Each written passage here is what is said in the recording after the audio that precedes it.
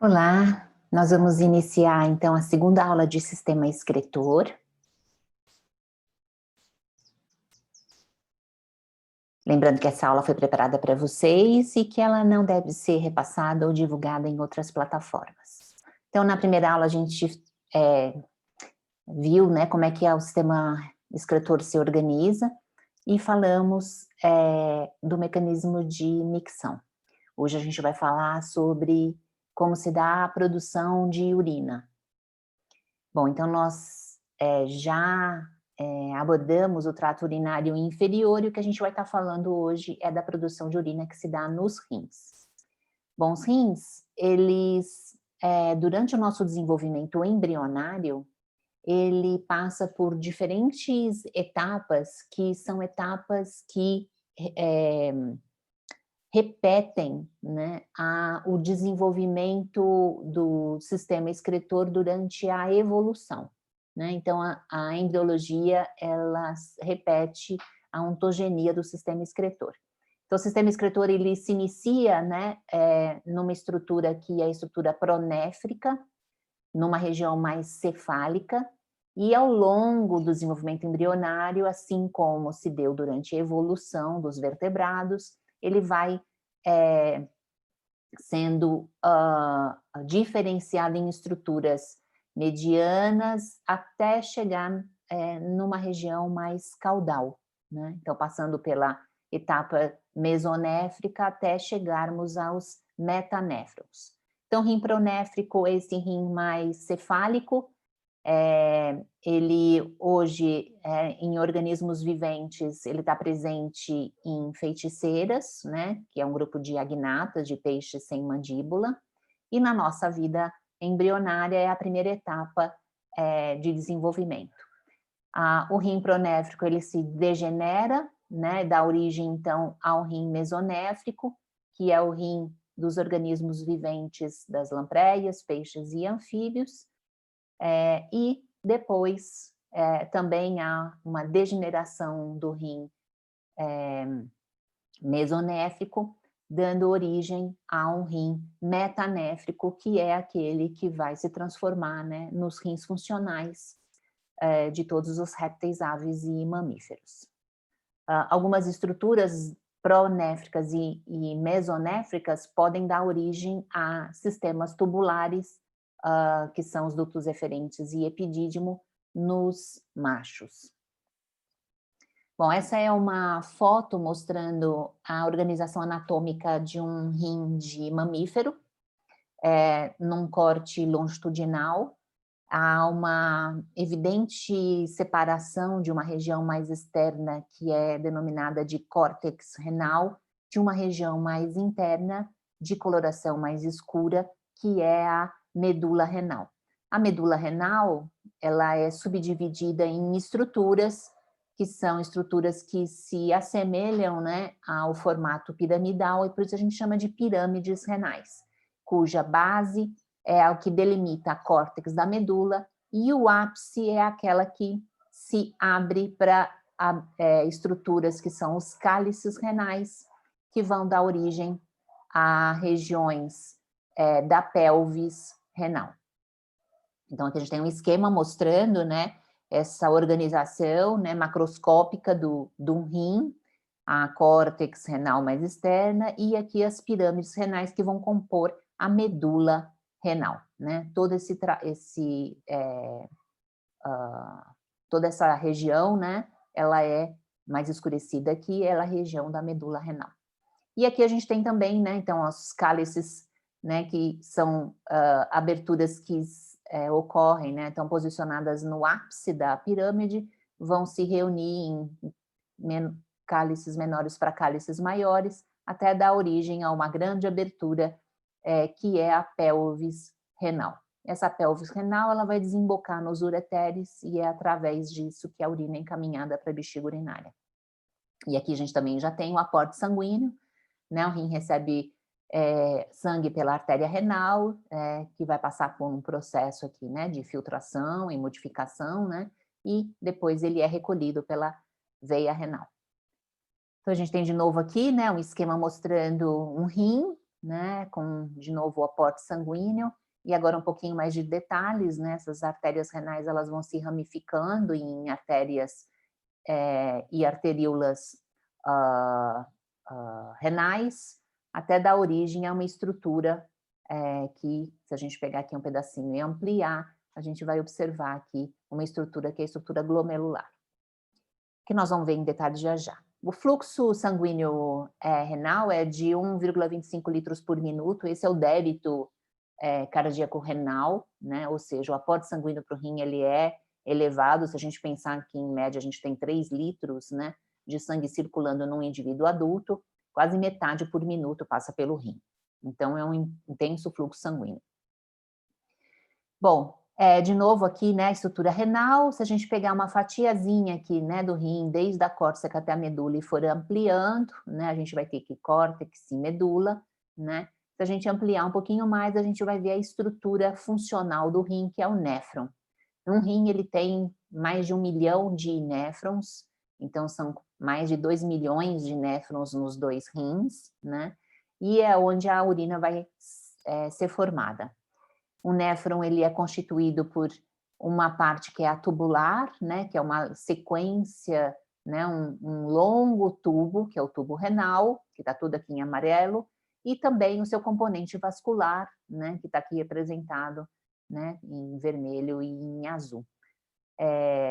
E então a gente vai ter um aporte sanguíneo, né, todo ele especializado para o seu túbulo renal adjacente. Bom, então aqui de novo a gente tem, né, essa estrutura renal aqui mostrando os segmentos, os néfrons. E essa figura a gente já observa que nós temos num rim 2 tipos diferentes de néfrons. E esses 2 tipos de néfrons, eles se diferenciam em 3 características. A primeira delas é a localização. Então vejam que um dos néfrons ele está localizado praticamente todo ele na córtex renal, enquanto o outro ele tem parte dos seus segmentos na córtex e parte na medula. Uma outra diferença, né, que tem, né, é o tamanho, né? Esse néfron aqui à esquerda, ele é mais curto, ele é menor do que esse néfron que está aqui à direita. E uma terceira e última diferença vai ser o formato do sistema vascular adjacente a esses néfrons, e aí essa figura não está muito representativa, eu mostro essa terceira diferença já já. Esse néfron aqui à esquerda é denominado de néfron cortical, né? Por questões óbvias, né? Ele está mais localizado na córtex. E esse néfron aqui à direita é o néfron denominado de justa medular. Muito bem, então, de novo, aqui a gente tem os 2 néfrons, né, o néfron cortical e o néfron justa medular, né, observando bem, né, as 2 primeiras diferenças, né, que eu mencionei, a localização e o tamanho dos néfrons. E aqui a gente consegue ver bem melhor a terceira diferença, que é o sistema vascular adjacente aos 2 néfrons. Então, no néfron cortical, a gente tem uma rede capilar, né, que irriga toda a região tubular. Já no néfron justamedular, a gente tem um sistema vascular que forma alças vasculares. Cada uma dessas diferenças, né, entre o néfron cortical e justamedular vai ter um papel muito importante no tipo de urina produzida por esses néfrons, tá? E é que a gente vai entender já já. Bom, o néfron, né, a parte tubular, ela é subdividida, é um único tubo longo, né, desde o início até o final, né, um tubo longo, que ele vai ter segmentos que vão desenvolver funções diferentes na produção de urina. E é por isso que a gente dá nomes diferentes a cada região desse tubo renal. A parte inicial dele é o segmento que a gente chama de cápsula glomerular ou cápsula de Bowman. Seguindo dele, a gente tem uma parte do túbulo que ele tem várias dobras, por isso ele é chamado de túbulo contorcido ou contornado proximal. Proximal porque está mais próximo ao início do túbulo renal. E aí depois a gente tem um segmento que ele está organizado na forma de uma alça, por isso ela é chamada de alça de Henle. Então, essa alça aqui é a alça de Henle. E depois da alça de Henle, a gente tem um outro segmento que tem várias dobras, né? Que é o túbulo contornado ou contorcido distal, que vai desembocar num túbulo coletor, que desemboca num duto coletor. Ou seja, a gente tem um tubo que é o néfron, que é o túbulo renal, subdividido em diferentes regiões, cada uma delas desempenhando um papel específico na produção de urina. No néfron justaglomerular ou justamedular, o sistema vascular adjacente à alça de Henle é denominado de vasa recta, tá? Por conta desses vasos retos, né? Formando essa alça vascular também. Então, a gente tem dois tipos de néfron, justamedular e cortical, né? E aqui estão mencionadas as diferenças entre eles, né? A localização, o comprimento dele, principalmente a diferença no comprimento da alça de Henle. O néfron cortical tem uma alça de Henle curta e o justamedular uma alça de Henle longa, e o sistema vascular, né, que no néfron justamedular existe a presença dessa vasa recta. Então, de novo, a gente tem aqui algumas diferenças, vou passar um pouquinho mais rápido, elas já foram mencionadas, tá? E, de novo, aqui os dois tipos de néfron cortical e o néfron justamedular, enfatizando bem a localização diferenciada dos dois tipos de néfrons. Novamente, os dois aqui, né, mostrando com um pouco mais de detalhe essa estrutura capilar peritubular da vasa recta no néfron justamedular, né, e dos capilares peritubulares no néfron cortical.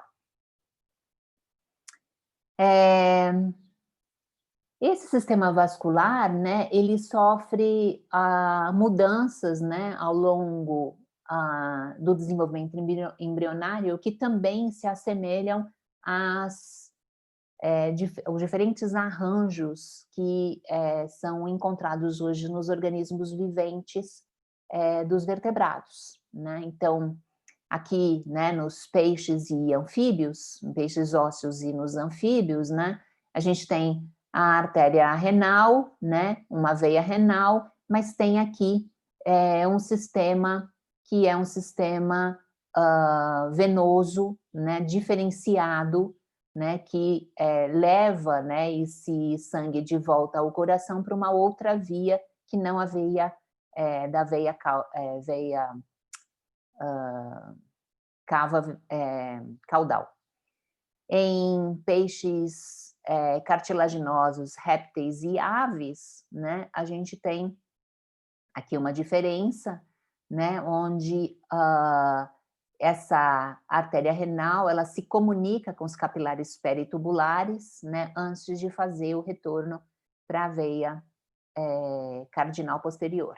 Já em mamíferos, né, ou seja, nos seres humanos, né, então, incluindo os seres humanos, a gente tem apenas uma artéria renal e uma veia renal, né, que devolve esse sangue em direção à veia cava, que retorna o sangue ao coração. Então, a gente não tem um outro sistema porta renal como ocorre nos demais vertebrados.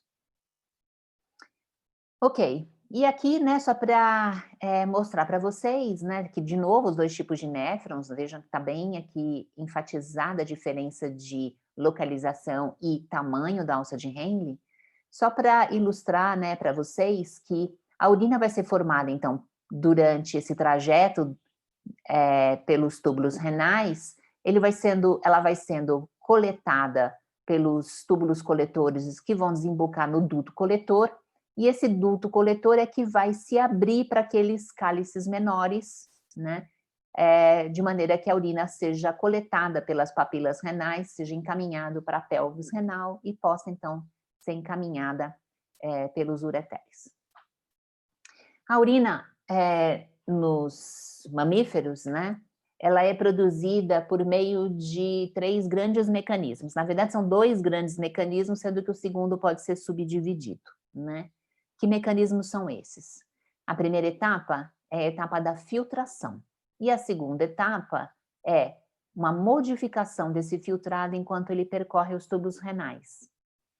E essa modificação, ela pode se dar de duas maneiras. Material que está aqui no filtrado, ou seja, está no túbulo renal, mas que é importante para o organismo, ele é reabsorvido. Então, é a etapa da reabsorção. Ao mesmo tempo, solutos podem ser adicionados ao filtrado para que sejam excretados pela urina. E esse mecanismo é o da secreção. Então, a formação da urina depende de filtração, reabsorção e secreção. E essas etapas a gente vai ver a seguir. Começando com o mecanismo de filtração, que ocorre nessa região, né, que é o corpúsculo renal, que envolve aquela cápsula glomerular, né, também chamada de cápsula de Bowman, e o componente vascular, que é o glomérulo, né, por isso a gente chama também de filtração glomerular. Então, nós vamos começar com ela. Então, para isso, vou ampliar aqui, né, essa região do corpúsculo renal, lembrando, então, que a gente tem um segmento que é o segmento tubular, parte do néfron, né, que é a cápsula de Bowman, ou a cápsula glomerular, e um componente vascular, que é o glomérulo. O sangue chega, então, por uma arteríola, que é a arteríola aferente, que se ramifica intensamente, dando origem ao glomérulo, e depois esses capilares glomerulares vão se reunir, dando origem à arteríola eferente, que deixa, então, essa região glomerular. Para que a gente entenda esse mecanismo de filtração glomerular, é muito importante que essa estrutura possa ser compreendida tridimensionalmente, tá? É muito comum que a gente veja nos esquemas de livros, né, esse formato, né, de que parece que a gente está falando de uma estrutura que lembra um funil, né, ou um copinho, e dentro dele, livremente, os capilares glomerulares. Mas, de fato, não é isso que acontece, né? Aqui nessa figura dá para a gente ter uma ideia dessa organização tridimensional.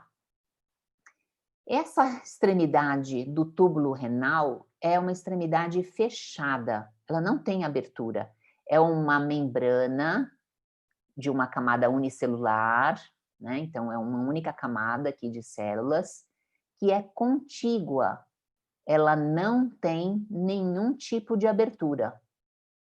Então, aqui a gente tem a membrana, né, que aqui é o túbulo contornado proximal, as células se diferenciam, né, na cápsula glomerular, na parte externa, que é a membrana parietal ou a camada parietal, e aí nessa parte interna, ela é constituída de células denominadas de podócito. Tem esse nome porque são células que têm grandes prolongamentos e projeções na forma de pés. Esses pontinhos pretos que vocês estão observando aqui nessa figura, né, são os núcleos dos podócitos. Então, o que vocês estão vendo aqui são células da camada interna da cápsula glomerular ou cápsula de Bowman. Dentro dessas porções aqui, completamente envolvidas pelos podócitos, a gente tem os capilares glomerulares. Então, a gente não está vendo aqui direto os capilares, a gente está vendo a camada que envolve os capilares glomerulares. E com isso, a gente vai ter criado aqui um espaço, que é o espaço capsular.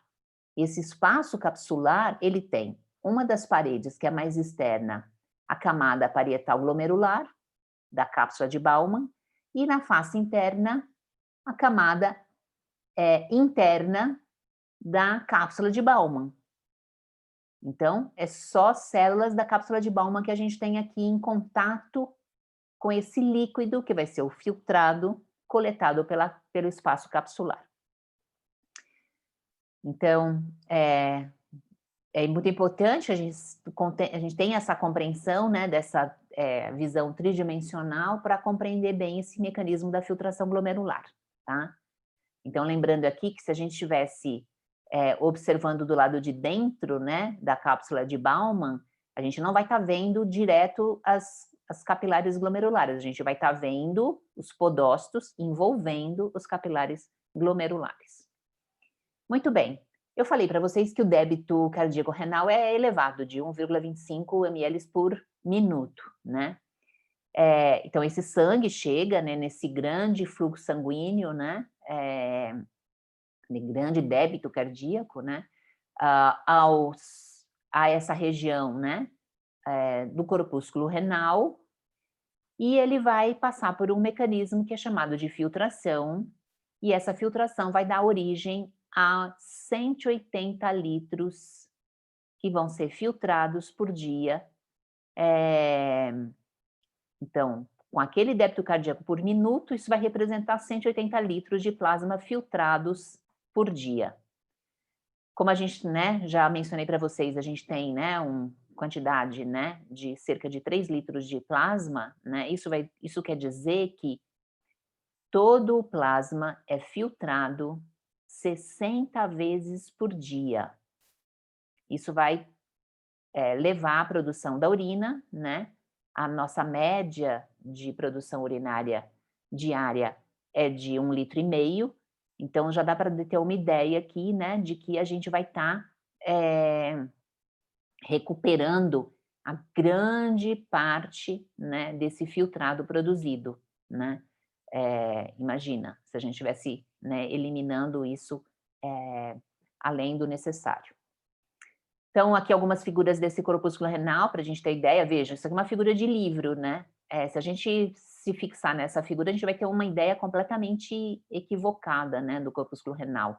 O glomérulo ele não está solto aqui dentro da cápsula de Baumann, tá? Ele está completamente envolvido por células que são os podócitos. Essa figura aqui é uma microscopia eletrônica de varredura, em que foi utilizada uma técnica muito interessante para estudo de sistemas vasculares, que é o uso de um polímero, de uma borracha, né, que se polimeriza. Então, foi injetado, né, na forma líquida ainda, essa substância, né, na artéria renal, e depois de um tempo ela se polimeriza, ela endurece. E aí o tecido é dissecado, e o que vocês estão vendo aqui é só a borracha endurecida. Tá? Então, ela vai formar esse molde interno de todo o sistema vascular. Então, a gente tem aqui, né, vários glomérulos, né? Tem vários glomérulos aqui sendo mostrados. E aqui a gente tem também alguns capilares peritubulares, né? E aqui a gente tem também arteríolas, né? Eu vou chamar a atenção de vocês aqui para essas duas arteríolas. Aqui chega no glomérulo, que é a aferente, e aqui sai do glomérulo, que é a eferente.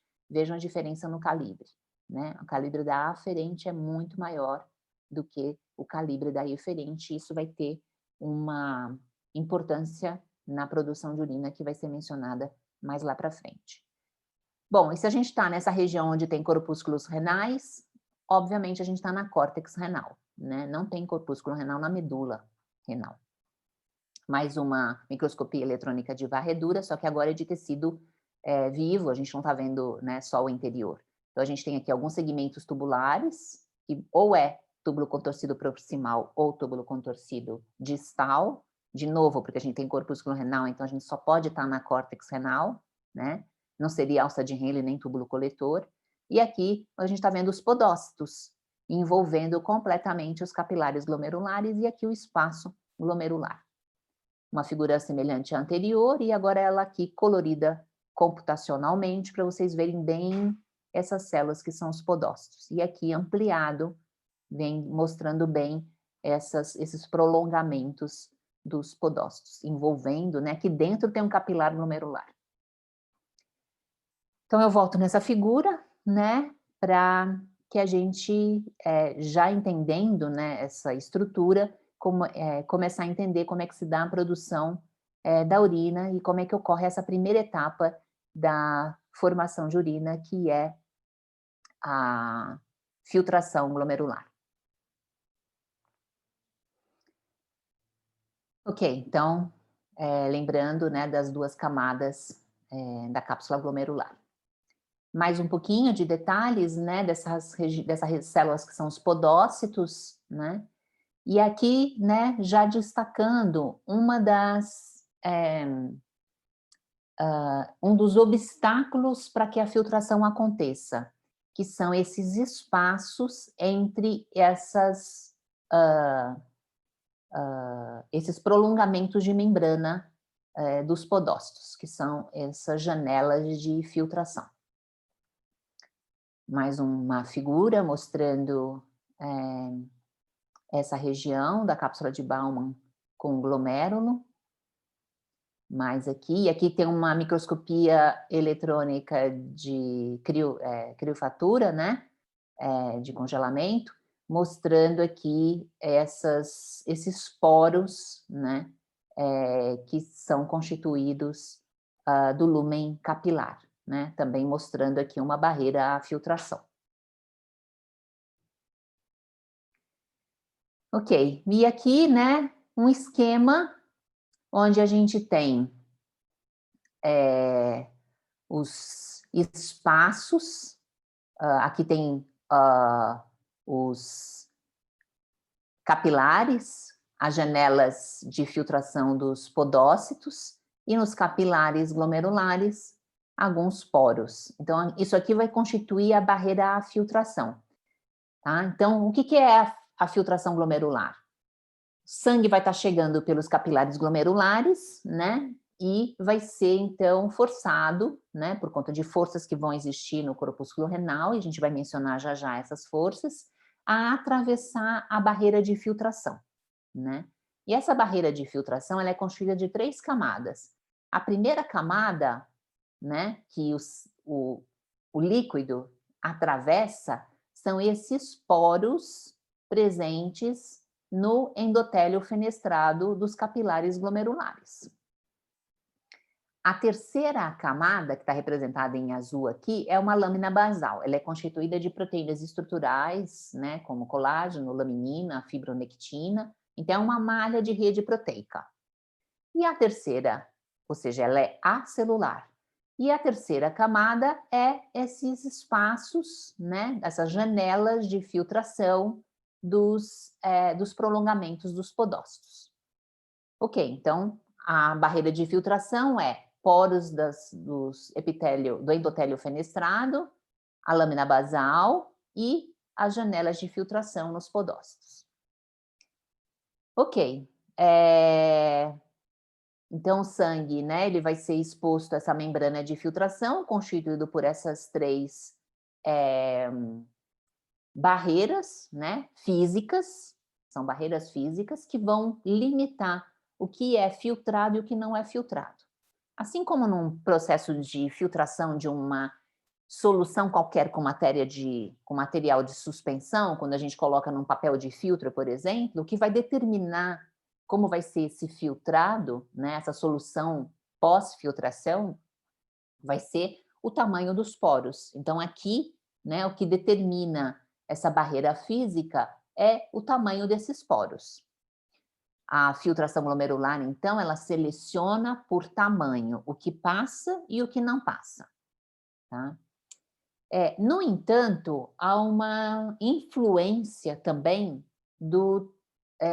da carga elétrica de toda essa estrutura que constitui a membrana de filtração.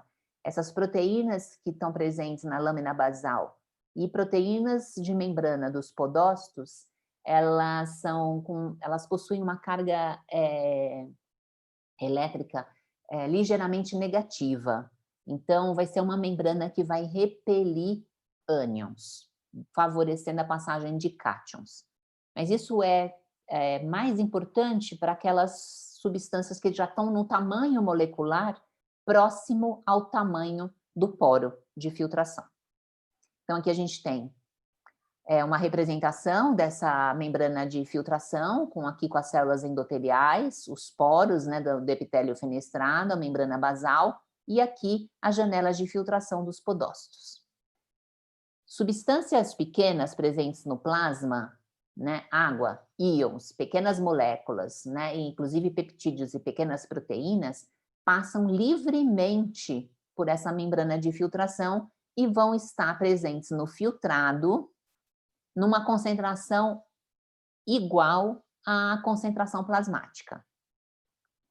Já as proteínas de alta massa molecular, né, o tamanho do poro aqui é de aproximadamente 40 a 42 angstrom. Isso quer dizer que essa barreira de filtração, ela permite a passagem de moléculas que têm até aproximadamente 42 kilodaltons. Então, proteínas com massa molecular superior a 42 kilodaltons não atravessam a barreira de filtração, ou seja, nunca vão estar presentes no filtrado exclusivamente pelo mecanismo de filtração, né? Não podem. Agora, proteínas de menor massa molecular atravessam. No entanto, se a proteína tiver aproximadamente 42 kilodaltons e ela for negativa, ou seja, aniônica, ela não atravessa, porque existe uma carga negativa aqui nessa membrana que vai repelir essas proteínas, tá? Se elas forem catiônicas, elas atravessam. Então, um exemplo para isso é a albumina. A albumina, ela tem 41, né, 42 kilodaltons. E ela é uma proteína já eletronegativa, né? Mas ela também é uma proteína carreadora de ácidos graxos. Então, ela tem uma tendência a ter uma carga negativa maior.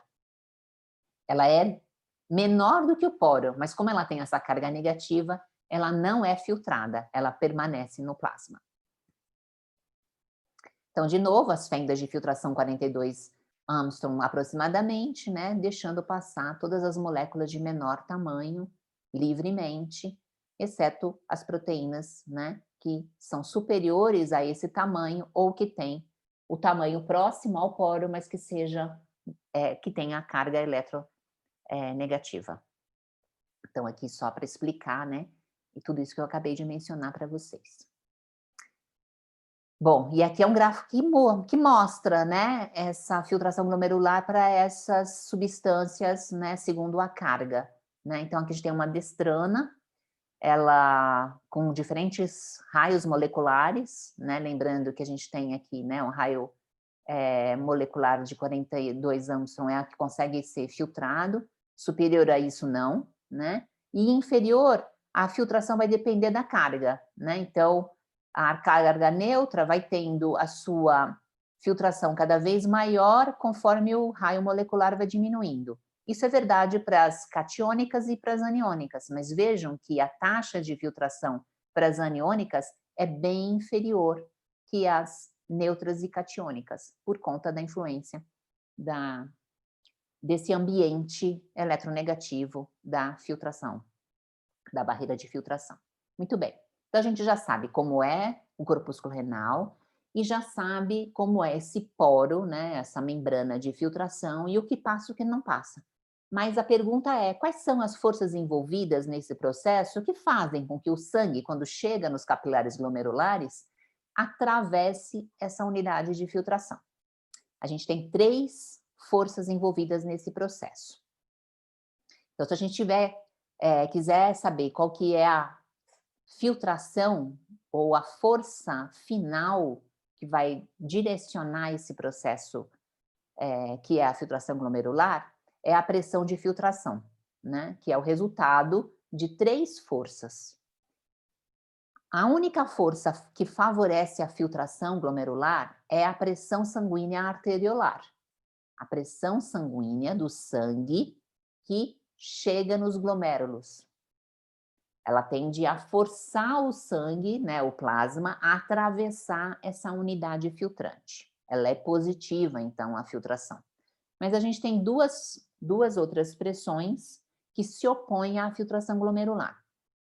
A primeira delas é a pressão hidrostática capsular. Bom, olhem só, filtrado está sendo formado, né? Ou seja, o sangue está sendo filtrado e com isso há uma solução que é o filtrado sendo coletado por essa cápsula de Bowman. Essa cápsula de Bowman, lembrando dessa visão tridimensional, né, espacial, ele vai ter que passar, né, por um gargalo, digamos assim, para ser encaminhado para a sequência do túbulo, que é o proximal, túbulo contornado proximal. Ou seja, há uma tendência a esse filtrado ficar retido na cápsula glomerular, nesse espaço glomerular, né? E isso faz com que dificulte uma nova filtração ou mais filtrado sendo produzido. Então, é essa pressão hidrostática capsular ou simplesmente a pressão do filtrado. A segunda pressão que se opõe à filtração glomerular é a pressão coloidosmótica ou simplesmente a pressão osmótica, né? Muito bem. Considerando, né, o plasma a 300 miliosmoles, né, que é a concentração osmótica dos nossos líquidos corporais, né, o filtrado ele vai ter uma concentração osmótica ligeiramente inferior ao plasma. Por quê? Porque todos os solutos de menor tamanho vão ser filtrados e vão estar no filtrado com a mesma concentração molar que a concentração molar desse mesmo soluto no sangue, no plasma, exceto as grandes proteínas que ficam retidas no plasma, que não vão estar no filtrado.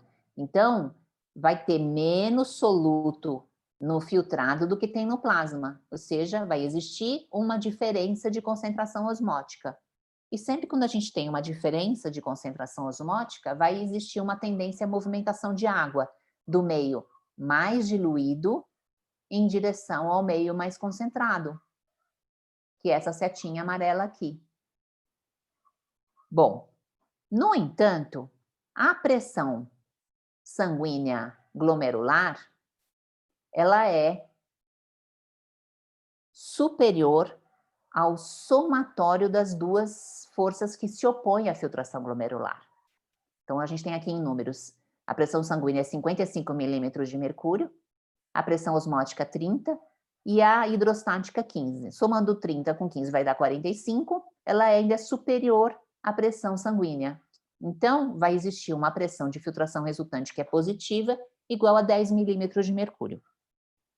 A pressão de filtração é sempre positiva, não existe nenhuma situação, nem patológica, onde essa pressão seja negativa, tá? Ou zero. Ela sempre vai ser positiva e de um valor superior, né?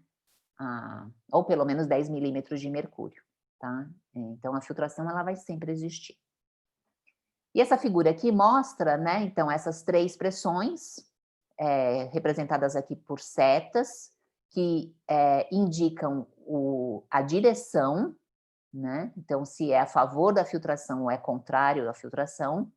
E também as setas têm tamanhos que são proporcionais a essas medidas aqui, né? A gente já viu que a pressão maior é a glomerular, seguida da osmótica, seguida da hidrostática, que é o que está aqui, as setas de tamanho proporcional, e aqui a pressão de filtração resultante. Ok. Nesse gráfico aqui, a gente está vendo essas mesmas três pressões, só que ao longo do processo de filtração. Então, imaginando que aqui a gente tem a arteríola aferente, aqui começa já a filtração glomerular. E ela vai acontecendo ao longo de todo o trajeto, até que a arteríola eferente saia da região do corpúsculo renal. Então, é começo e fim. A pressão sanguínea, ela vai tendendo a diminuir ao longo desse trajeto. Por quê? Você está perdendo volume de sangue. Perde volume, a tendência é perder pressão. No entanto, como eu mostrei para vocês na microscopia eletrônica, o calibre da arteríola eferente é menor do que da arteríola aferente. Ou seja, a resistência periférica que para fluxo sanguíneo se dá pela eferente vai ser alto. E isso vai aumentar a pressão sanguínea glomerular. Então, embora exista uma tendência a uma queda na pressão sanguínea glomerular, isso não acontece por conta dessa resistência ao fluxo para a arteríola eferente. Então, o que a gente tem aqui, nesse gráfico, né, é essa pressão, que é a maior de todas, aqui em cima. Essa linha aqui, ela representa a pressão sanguínea glomerular, que é igual do começo ao fim. A pressão de filtração também é a mesma, que é essa aqui em cinza. Ela é sempre igual, porque o filtrado está sempre sendo originado, ocupando sempre o mesmo volume de espaço capsular. Então, ela é sempre igual.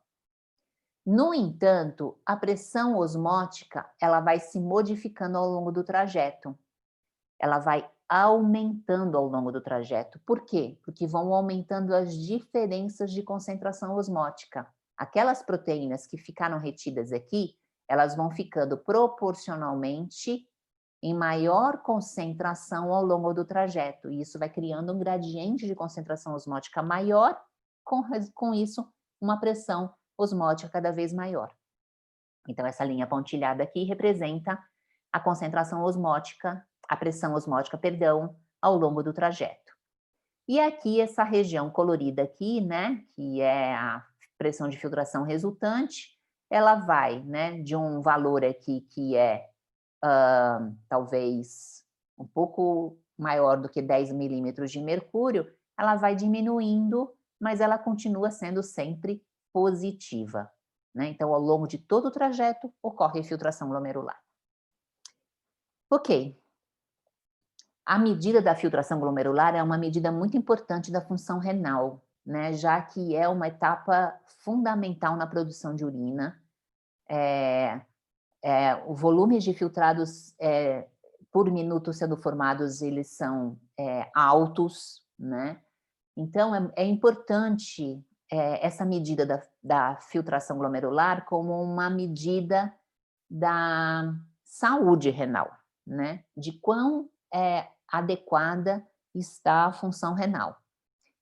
E essa medida, ela também é muito importante, né, na tomada de decisão das dosagens para a administração de fármacos, né?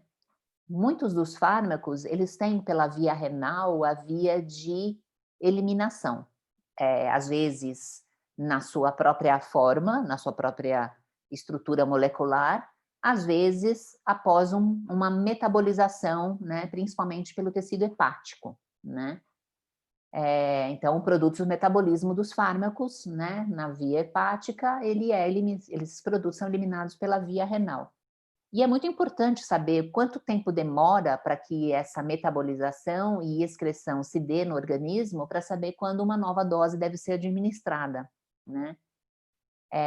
Isso é proporcional à taxa de filtração desses fármacos pelos rins, né? Então, a medida da filtração glomerular, ela é utilizada, né, também na determinação das das doses e dos tempos de administração de fármacos. E a gente chama, né, essa medida de medida da depuração, ou, no inglês, o clearance.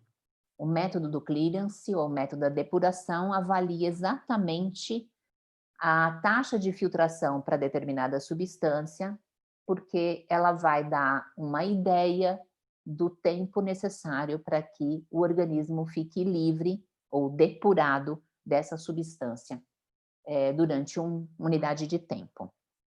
Então, o método da depuração ou do clearance, né, está aqui colocado nessa fórmula, né, ela se baseia no fato de conservação de massa, né, tudo que vai ser filtrado pelo corpúsculo renal, ela vai ser diretamente proporcional à quantidade que vai estar na urina.